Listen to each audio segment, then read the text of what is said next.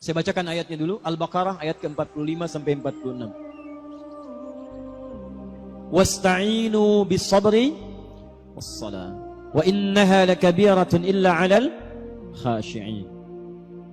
Dan jika Anda punya persoalan, jika Anda punya permintaan, maka mintakanlah pertolongannya kepada Allah. Sabar dengan sabar. Jadi kalau sedang punya masalah, kata Allah, jangan mengeluh. Awas, hati-hati. Kalau diturunkan masalah, kita mendapatkan ujian, maka kalimat Qur'annya jangan mengeluh. Tidak ada satupun ayat Qur'an memerintahkan kita mengeluh. Kalau ada ayat Qur'an satu ayat saja meminta kita mengeluh, maka saya akan jadi orang pertama yang mengeluh. Kata Qur'an, kalau Anda sedang punya masalah, sabar.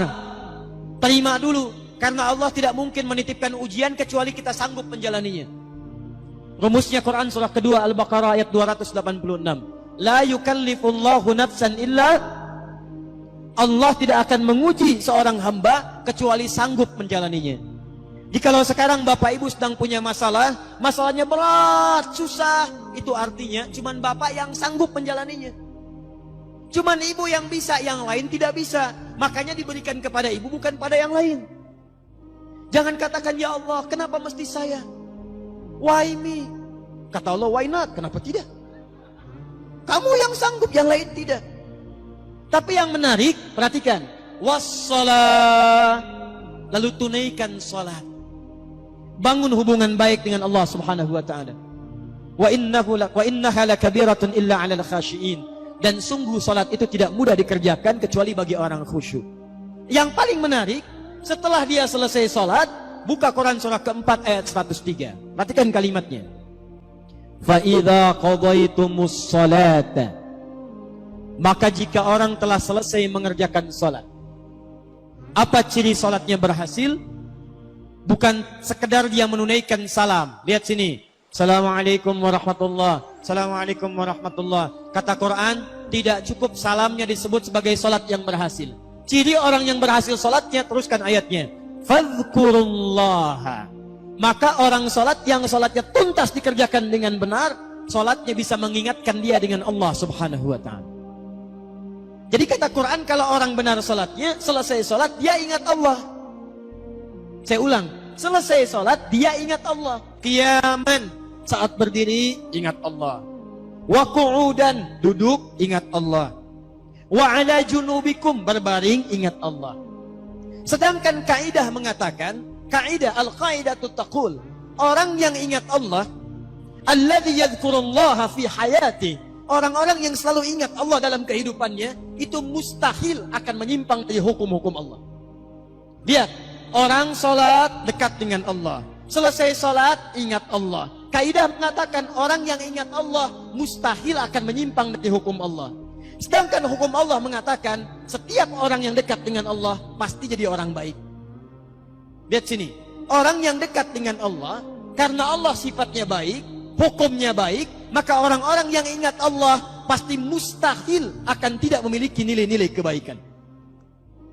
Makanya Quran langsung menyebutkan, orang yang ingat Allah maka matanya hanya akan dipakai pada yang baik-baik. Orang yang ingat Allah, telinganya akan mendengar yang baik-baik. Orang yang ingat Allah, tangannya akan memegang yang baik-baik.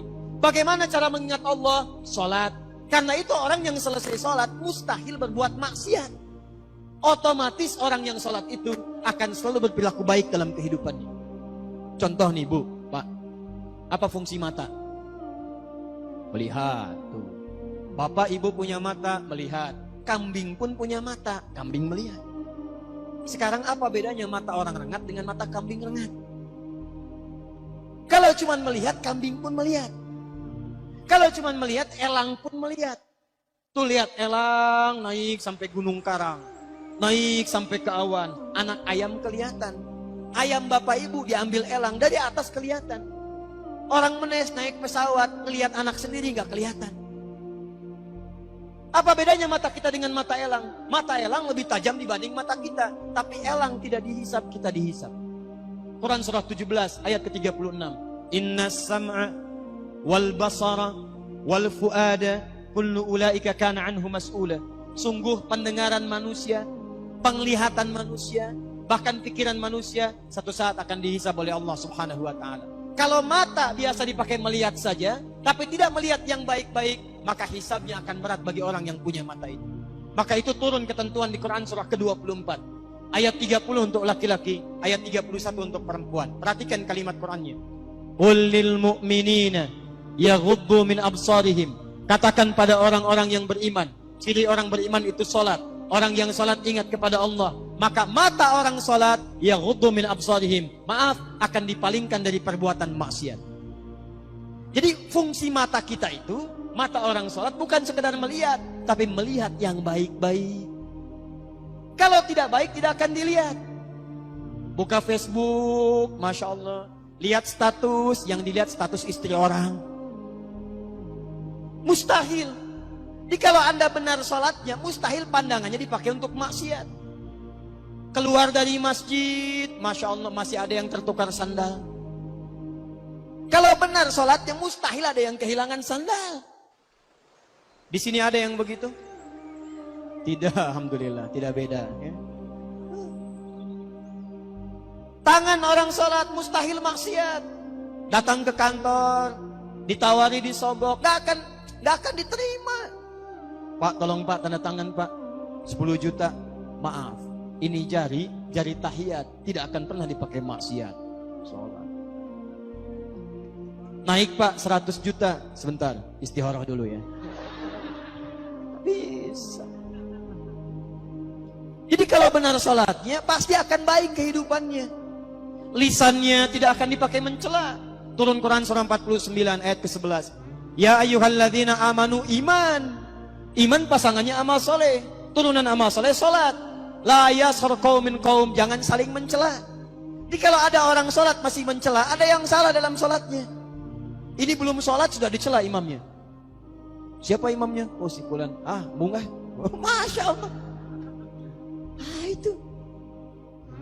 Ada orang sekarang suka mencela? Ada yang suka bertengkar?